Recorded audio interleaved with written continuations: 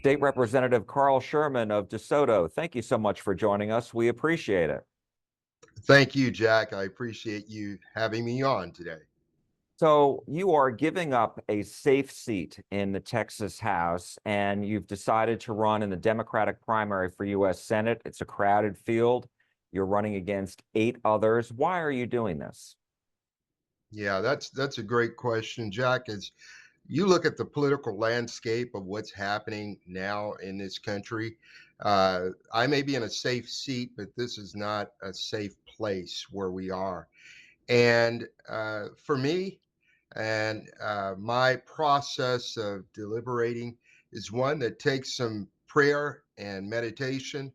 And after talking to my wife, Michelle, and our children, all 5 of our children, about this, and also speaking with friends and folks that I trust their advice, and the final voice that I heard in regards to this was that this was something that I needed to do with my background as a small town Texas city manager and suburban mayor, as well as someone who has run business and someone who is now a senior pastor.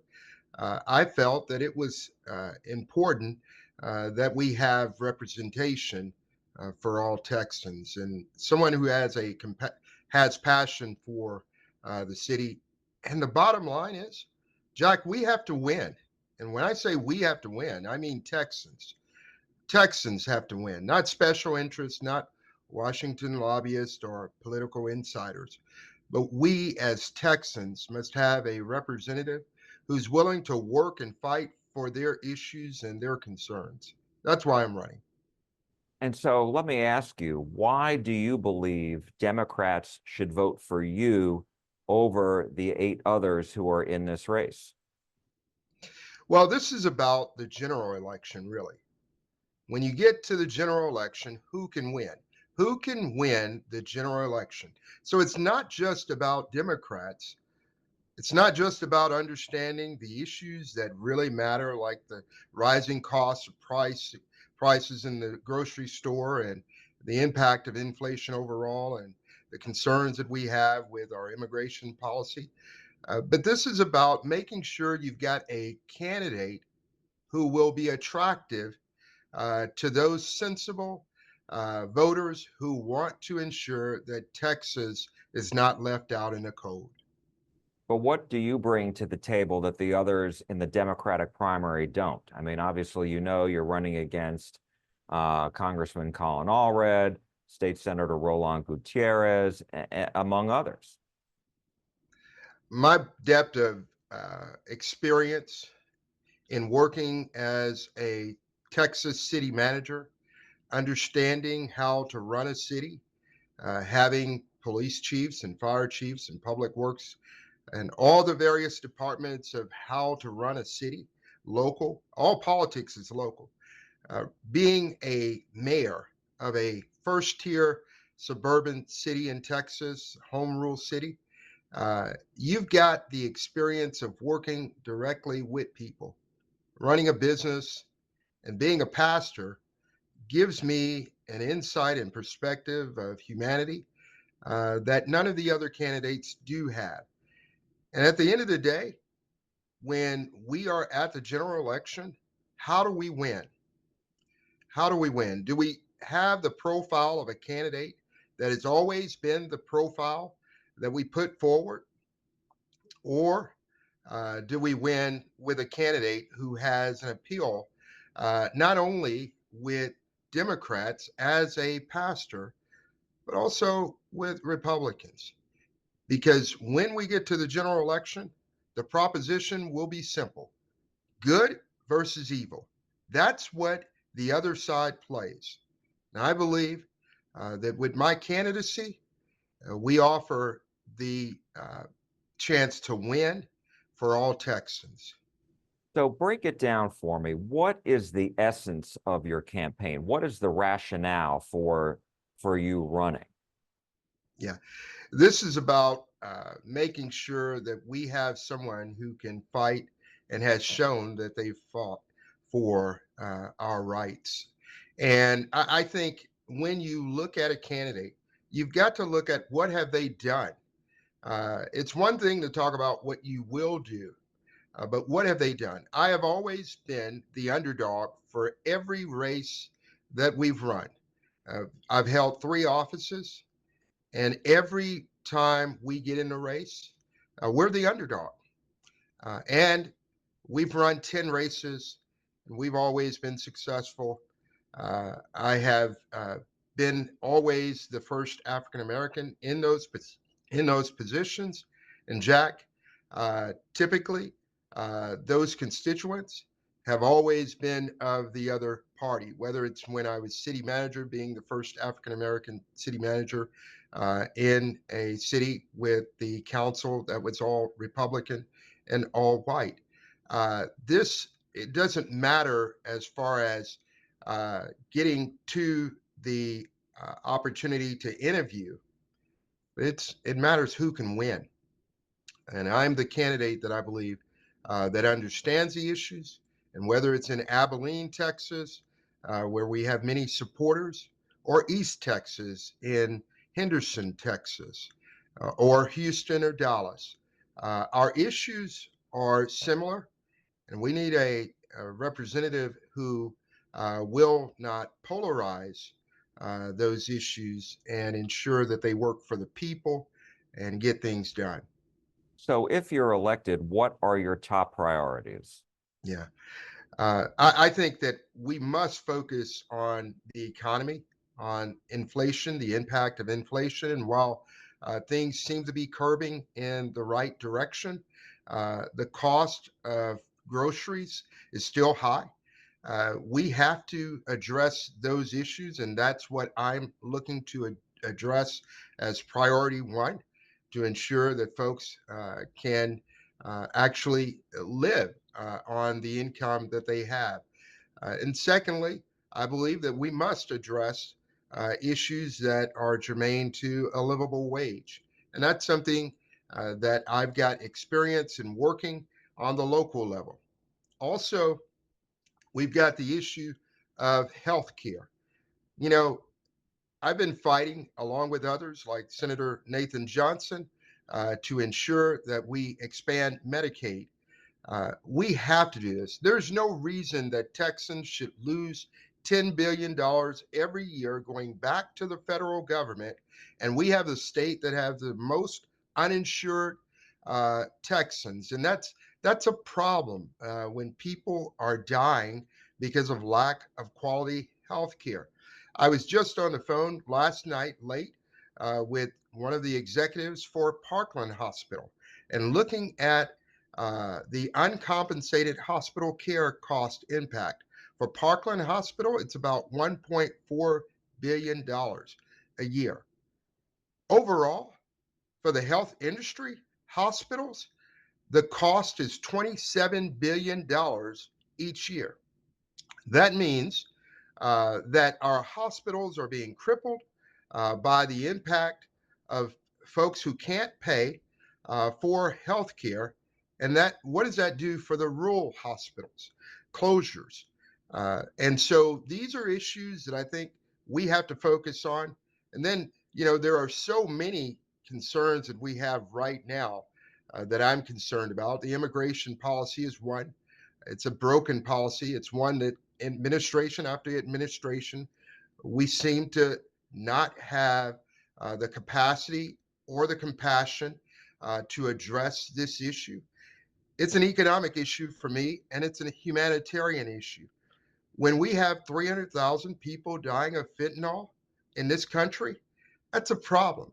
When we have an economy that is supported by Mexico too, because they're our number one trade partner in Texas, we can leverage these concerns and challenges by creating a comprehensive immigration policy that makes sense.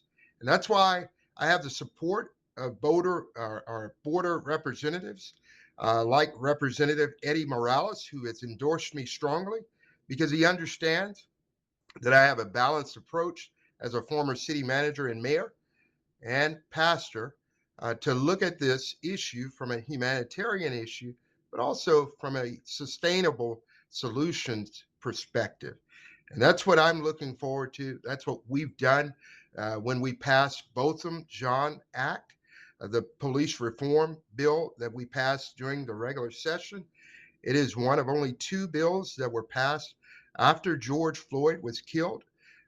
And I passed that in working with the Dean of the Freedom Caucus, Matt Krause, to get sensible police reform done and to require that every police officer must activate their body cam upon investigation, and it must remain on until the end of the police investigation. And that is important. And that's what I'm going to be focused on. Jack, there are so many issues and crises that we have.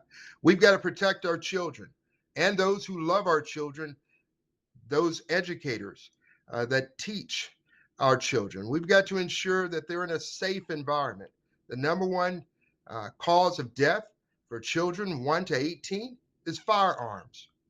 We can do this if we've got the compassion and we take a cerebral approach to fixing and addressing the issue and stop politicizing everything. We can get it done. And I know that I've got the experience to do that. And I will be focusing on ensuring that we protect the rights of all Texans, including our women, that they have body autonomy. This is so important. God gives us that opportunity as free moral agents to have body autonomy. So, who are we to strip that from any man or woman? So let me ask you, you discussed a lot of things, and I want to go back to the first thing that you raised, which was inflation. And on your website, on your campaign website, you talk about helping families get through this as far as also small businesses. You discussed the increased wages. And you also said that you would provide financial relief. In what form? Are we talking about cutting income taxes? I mean, what is your method to helping people get through this? I think my answer is succinct on this. It's the economy. We have to focus on those areas that drive our economy. And the number one driver for our economy is not special interest. It's not political insiders that lobby for big industry. It's the small business owner. It's that small business guy that employs and provides most jobs for Texans. And so, as a U.S. Senator, I have the power, and every U.S. Senator has this power. We've just got to use it and stop demonizing things when we get to political election season. Look, I said earlier, Mexico is our number one trade partner with over $1 trillion a year. Mexico is. So, if as a U.S. Senator you have the authority to help craft trade agreements, then do it. Work out a trade agreement that will help to support our small businesses to ensure that we grow our economy more and help to grow those small businesses who will employ more people. That's what we've got to do. That's one area that I will be focused on with several other areas of incentives to ensure that working people receive their fair share, and that includes expanding Medicaid as well. Because one of the biggest costs for any family is going to be health care. That also costs our businesses when those employees can't show up for work because they're sick, because they haven't been able to get health care because they can't take off until it's catastrophic. And so this simply has to be an economic strategy to ensure that our working Texans have prosperity as well. As you know, the state has control over whether to expand Medicaid. It's not a federal decision. And the state hasn't done that. Are you thinking of some other way of trying to force that issue? Absolutely, you have to be creative. And I'll tell you this, when you elect Carl Sherman as your U.S. Senator, that will send a message to all state representatives and all those elected officials who are elected statewide that the citizens of Texas are fed up with you sending our $10 billion of tax contribution that we send to you for you to send to the federal government for us not to have health care coverage. It's over. It's also going to be something that we look at that other counties have done that have been innovative, like my county, Dallas County, in trying to ensure that they expand medic or health care for the residents of Dallas County. I think you have to be creative and you have to be solutions oriented and willing to work with your colleagues on the other side. I wanted to follow up on the southern border. You called it a crisis. What is the solution to keeping the large numbers of people that we've seen cross illegally into Texas? Well, Jack, it's a crisis, as I mentioned, but it's an issue that has been going uh, from administration to administration, whether it's Republican or Democrat. And I think you've got to go and meet with representatives like Representative Eddie Morales of Eagle Pass. You've got to meet with law enforcement. You've got to meet with the mayors and the city council members and city managers and the citizens there on the border and create solutions for this issue that are sustainable. But also, you've got to keep our biggest trade partner in mind and at the table, uh, Mexico, as you come up with a solution. Does that There mean are getting tough with Mexico? Well, it means having a balanced approach. These are our partners. Obviously, we have to be disciplined in our approach in how we resolve this issue, but it shouldn't be about uh, photo ops. It shouldn't be about demonizing the other side because we're Americans. Whether you are a Democrat or a Republican, we're all Texans, and this is our community and we have a trade partner who's also looking to prosper as well. And so there is a way to do this without trying to politicize and polarize an issue that is one of concern to most Texans. And we need grown-ups who are willing to address the issue. And that means having a balanced approach. My last question to you, and I appreciate your time, is just about the campaign itself. You're running statewide. I went back to check campaign finance records with the Federal Election Commission, and it says that you've raised nearly $83,000. How are you going to be able to get your message out, not only in North Texas, where you're from, but in all the other large areas across the state of Texas? And that report that you're citing is certainly our last report. It's not the most updated numbers, but you're right, Jack. Our campaign has never been about raising millions of dollars.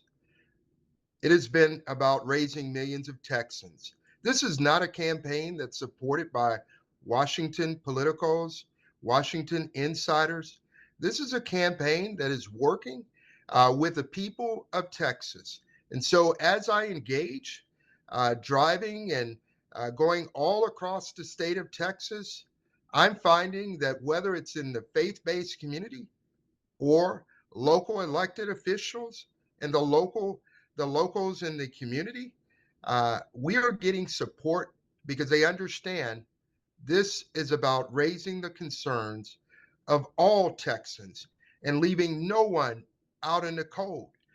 We have to have a representative who will champion their concerns, someone who understands that this is a job that you've been given to do the work. not to blame the other side, but to focus on the problem and the people.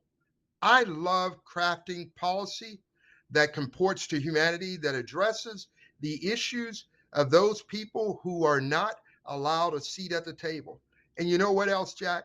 We need a senator who will really believe and follow through on term limits. I don't think that someone should take this position and stay in it for a lifetime. I believe in term limits, and it's something that I will fight for, not only in the Senate, but in the Texas or in the House of Representatives, as well as the Supreme Court. And for the insiders, they don't like that because they think it's their job. And even if I'm not able to get the majority to go with the majority of Americans who believe that too, I'm going to come home because my fidelity is to God and my family. And I was doing something before I got the job as a city council member. I was doing something before I got the job as a mayor. I was doing something before I got the job as a state representative. And I just believe that if you're doing the work, go do the work and then come home and be with the people that you say that you love. And so this campaign is different. It's about the people and not about special interest. And what are the term limits that you're suggesting? You know, I believe that the U.S. Senate, with 6 year terms that they have, 3 terms should be sufficient. And with the House of Representatives, I believe that 10 terms are sufficient for 20 years. And as far as the Supreme Court, I believe we need to talk more about that. I've got my ideas about it. But I think that we need fresh minds to consider the issues as they're always changing. Think about it. We have Supreme Court members who are going to be looking at the issues of AI. That doesn't make any sense that we would have Supreme Court members who AI is something that is very foreign to them.